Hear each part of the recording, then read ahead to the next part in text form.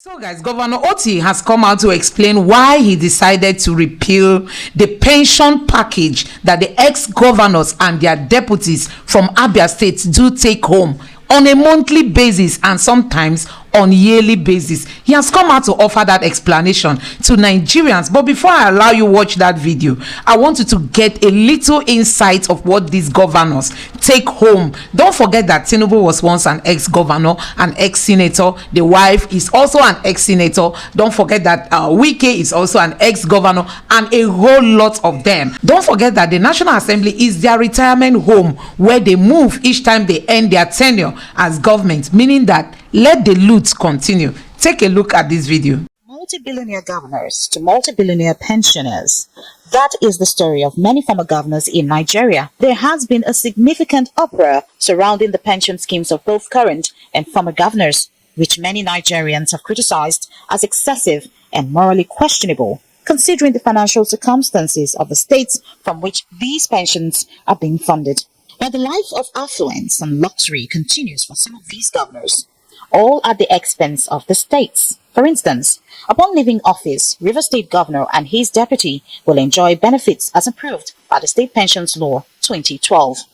Under the law, former governors are entitled to 3 brand new vehicles, replaced every 4 years, in addition to receiving 100% of their basic salaries, 300% of their annual basic salaries for furniture, free medical services, and provisions for entertainment. In Kano, the pension law enacted in 2007 provides, among other things, that former governors and their deputies will be entitled to 100% of the incumbent's basic salary, including a well-furnished 6-bedroom house for the governor, while former deputy governors are allocated a 4-bedroom house. The law also provides for free medical treatment for them and members of their families, as well as an annual 30-day vacation within and outside Nigeria. Former governors are also entitled to an office space, 2 drivers, and a personal staff who must hold a position not lower than that of a principal administrative officer. In Lagos State, the Pensions Law of 2007 provides that a former governor is entitled to 6 brand new cars every 3 years and the ownership of a house in both Lagos and Abuja. The estimated cost of the house in Lagos is valued at 750 million naira, while one in Abuja is valued at 1 billion naira. Furthermore, former governors, along with their spouse and unmarried as well as married children, are provided with free medical care. An ex-governor is also entitled to a cook, steward, gardener, and other domestic staff who are pensionable. Under the same law, former governors are entitled to 100% of their annual basic salaries, 3 cars, 2 backup cars, and 1 pilot car every 3 years. This is not right for a nation where we are talking about the high rate of poverty. Let me tell you, as a governor, you have a security vote, you have other allowances that comes in for 8 years for crying out loud. And then you talk about vehicles, houses at your choice, these at your choice. These are athletics.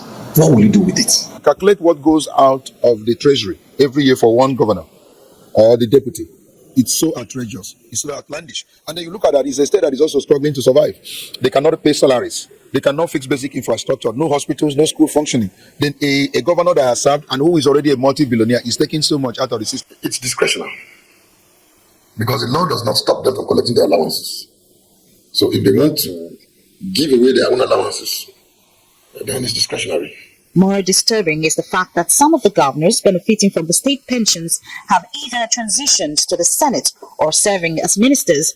Despite receiving salaries and allowances in their current roles, they simultaneously continue to draw monthly from the already depleted funds of their respective states. These incoming National Assemblies should immediately pass a law. Once you're a governor and you are elected in the Senate or you are appointed a minister, you lose one.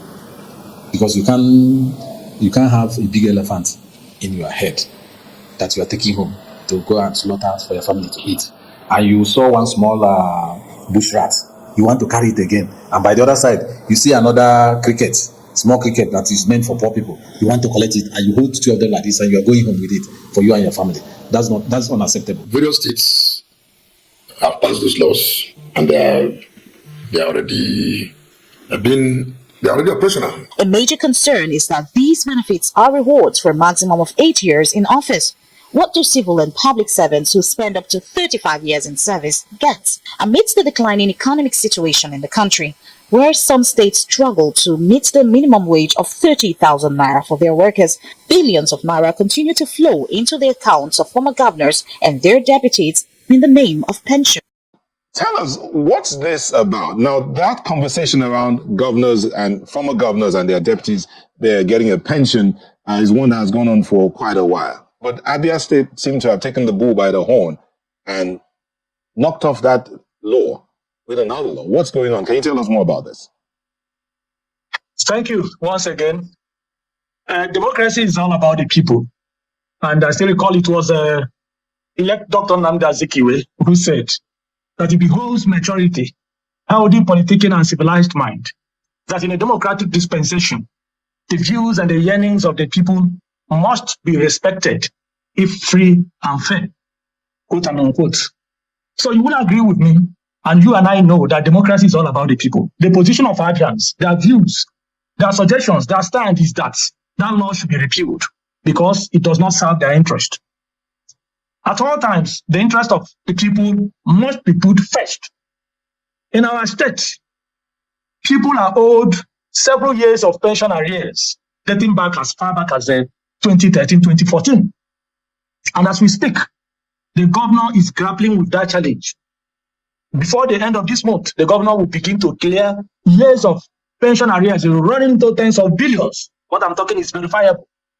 So, if all these governors meant well, while they elsewhere, they would have ensured that the citizens, the civil servants who, served the state and retired, would have been paid their pension arrears. But they allow these things to get accumulated over the years. And that is why the governor has taken a decision to say, no, this is not in the interest of anyone.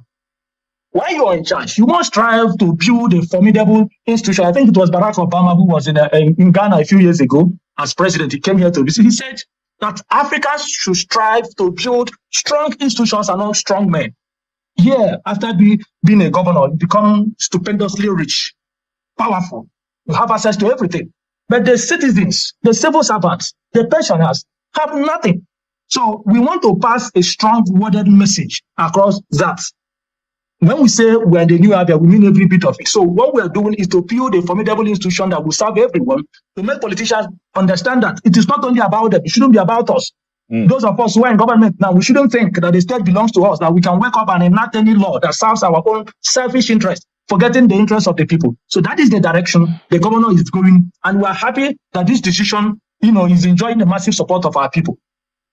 Okay, interesting times indeed. You said it's all about the people, and this ensuring that we're building an institution that will serve the people of Abia. Again, it's really interesting. But then, are you not concerned about the backlash that might follow? Well, first, if this thing was so important, I'm sure it would have been captured by the framers of the 1999 Constitution. If it was also that important, I'm sure but if you look at the Constitution says that the House of Assembly may enact a law that will provide for the payment of such entitlements or whatever to former governors and former deputy governors. Now, the question is, without trying to personalize this thing, the question is, have we really failed well in Abia over the years?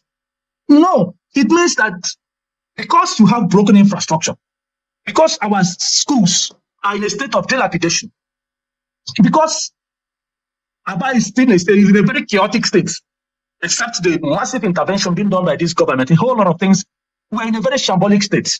So if these people had served well, the people would not even have any reason to be saying anything. The people would have even reason to condemn this government. Say, why are you taking this action? It's vendetta, it's this and all that.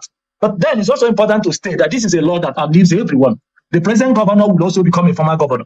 The present deputy governor will become a former deputy governor. So it's a law that is not targeted at any individual. The greatest backlash you can have in a democracy is the one that is coming from the people.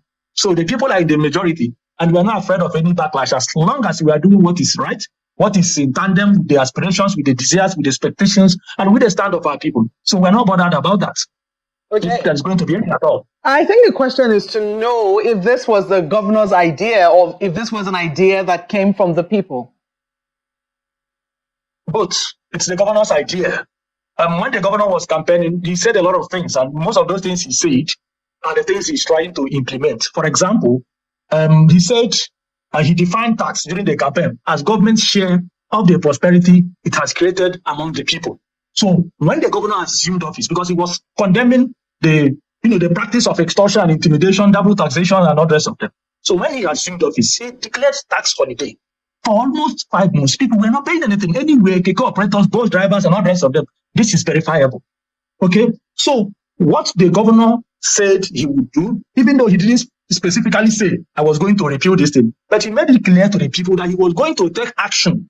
For example, he talked about blood tonic. On many occasions, he wrote it on his page in the Disney newspaper, politics of blood tonic, and said he was going to stop it. So, though this is part of it, that is what the governor has come to stop. And so it's a joint position. Our position, and it's also the position of the people. Okay, I ask that because, some people will say, excuse me, the idea behind ensuring that people who are in office, especially governors, have a pension is to, give them some assurance that, your future is taken care of. There will be no need for you to put your hand in the till. That's what the states that have promulgated such a law believe that it's meant to cure. That if governors feel assured that, their future has been taken care of, then they can face their work and do the job.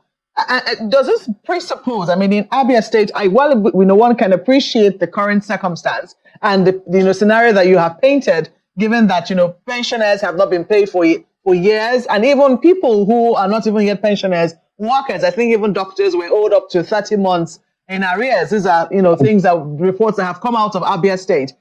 Does it then mean that in future, when we hope that things will get better, and that ordinary people can aspire to office? By ordinary people, I mean people who are not of great means can aspire to office. Do you see a situation where this sort of law might be necessary, to actually help reduce the temptation, whatever temptation there might be, for them to want to put their hands in the till? Thank you. I think your analysis are, as far as I'm concerned, very fantastic. Taking it from that perspective, and of course, I believe that this may have actually been what was intended before that law, was passed into law, before that law came to be. But like I said, unfortunately, those who presided over these states over the years didn't convince the people that they actually deserve such pensions. So maybe as time goes on, we'll begin to look at it and see.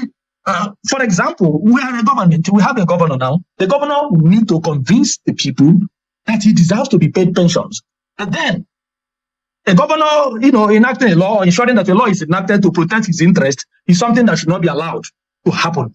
I think Martin Luther King said that those who denied freedom to others deserve it not for themselves, and under a just God can no longer return it. So the decision that we have taken at the moment is that this must stop for now. If there is any government that is going to review it in the future, that is after, that's after huge progress must have been made. So I think the review should be predicated on the transformation, on the change of attitude, the change of character, change of style in governance. That will be what will drive that. But for now, that decision stands, and it's popular, it's acceptable, and a whole lot of things are going to be reviewed. A whole lot of things are going to be changed. Because if we tell you what we met on ground, we're not interested in talking about individuals. But the state was destroyed, and we are confronting a lot of challenges. We're trying to review a lot of things. People here appropriated lands, government lands for themselves. People demolished schools in Abia and built eateries and hotels. I'm talking about many schools. I'm not talking about 1, 2, or 3 schools. This is what is verifiable. Channels can come here and investigate what I'm saying. Destroyed public schools and built hotels on them, converted for their own personal use everywhere. And can't talk to 10 schools that suffered the same thing. So we are confronting these challenges, taking them one after another to ensure that sanity is restored in the system. Mr. Koma, some would argue that it looks as if the focus is Aba, not the rest of Abia. Abia is more than Aba. There are a lot of other places that need attention, but it looks as if more attention is being paid to Aba. Is that true? Well, Aba is like a superstructure, and that has always been the position of the governor. That if you invest in Aba, if you invest massively in infrastructure, provide security and everything, that investors will come. So what you are going to generate in Aba, what will be happening in Aba will have spiral positive effects in other local governments. But that is not to say that all we are doing is only in Aba. No, For example, there is a strategic road that is ongoing in Omahia, and that is Osa Road. The road that starts from the tower, and now the road is almost at the at the stage of completion. By the time we are done, the other tower will be demolished, and we'll continue from there to Onimo. That's the boundary between Imo and Abia, where we're going to build a dual carriage road. And as we speak, the 67-kilometer Omahia Ozuakole Abrebo Hofia Road is ongoing. It was awarded to 3 reputable construction companies. It's a very strategic road that leads to Abia North. And the reason why the government awarded it to 3 construction companies, different 3 construction companies, was to ensure that the road is completed on or before the end of this year. And it's a very, I said, 67-kilometer road. And just 2 days ago, the governor was at Arochukwu to flag off the construction of the Ndokreke Abam Arochukwu road. So it's not only that, but there are many ongoing road projects that are springing up in different parts of the states. In Omahia, we have a policy we call zero pothole policy that is opening different parts of them, covering all the potholes to ensure that our people begin to hit a sigh of relief. A whole lot of things are happening, not just but there are policies and programs that are also happening in Omahia to develop the state capital and take away the status of a glorified village that it has enjoyed over the years. Well, Mr. Kema, if you can hear me, the natural thing that I would, want to ask you will still go back to the community that you're talking about, the people. The people live in various communities down the ladder. Now that this law has come into play, it means that the government is going to be saving some money. What is the plan of government for that saving? What will the government be diverting the resources that is being saved now into? I'm happy, sir, you mentioned the communities. For example, we have mayors in our local governments. Prior to now, local government chairmen, as they were called then, DC chairmen, as they were called then, used to receive a patronage sum of 10 million naira to run their local governments. The allocations were completely diverted. But we are going to bring channels to come to Abia and see for themselves. They will tour our different local governments to see what we confronted, what we met on ground. As we speak, the mayors are now receiving their allocations incomplete. They are receiving full allocation, but in phases, because the government is making sure that these allocations are tied to specific projects. And that is why, as we speak, go to the different local governments of the state, you see massive ongoing work being carried out by these mayors, because the government is intentional about taking development to the grassroots. So these ones, like you probably mentioned, will be tied to projects that will impact the lives of the people positively. Even it's not as if the money is even humongous, but we are looking at it from the policy point of view. Okay, we are trying to pass a message across for people to understand. There are those who would also say that perhaps, just 1 second, if you can hear me. Now receiving your own. Just 1 second, if you can hear me. There are those who would also say that perhaps this is all political. It's just the government of Abia State just trying to make a political statement by showing that they are more pro-people than the previous political parties, which are probably more prominent than the party in power at now. How would you respond to those who say that these issues are just political, populist ideologies to get the goodwill of the people? Well, politics is all about the people. If you decide to play politics, as long as that politics is pro people, what is wrong with it? Let us say there's no election by the corner. We came from the opposition. We defeated them. We're in power. We're not afraid of anything. We are doing very well. Our people are so excited and happy. And we don't indulge in, we don't stage manage people to support us, to sing. But see the governor, whenever he steps out, you see the reactions. These people are on ground. We are not running our government on social media. On ground, you come here, you see things for yourself. People are being paid on or before the 28th of every month. It's unprecedented. As you said, the begin to clear the arrears of pension. These are the things that inspire the people. So if they say we are playing politics, it's okay as long as we are playing positive and pro-people politics. So guys, you have seen it for yourself. Honestly, Nigerians, if there is any protest you are planning to do, it should be protest on calling your governor to repeal all these bills, because as it stands now, it appears this bill exists in almost all the states of the country. So it is time for everybody to speak up and begin to ask these governors to repeal these bills, because honestly, it goes a long way, on the coffer of the nation. I mean, Nigeria spends a whole lot feeding this retired, or will I call them ex-governors, and you can, it's not as if they are no more in power. After leaving their seat as governors, they move to National Assembly. Some of them are ministers, some of them are, you know, on the Senate floor, some of them are at the National Assembly, some of them are holding one position or the other, and they are never satisfied. And you see Nigerians who are not able to eat. I mean, to eat. People are withdrawing their children from schools. I mean, people cannot sponsor, as in, if you have 5 children, you might want to withdraw every one of them, maybe just for you to be able to sponsor just one person. But these people, they feed on Nigerians. They are carnivores. Honestly, Nigerian politicians are real carnivores. They feed on the blood of their own citizens. These are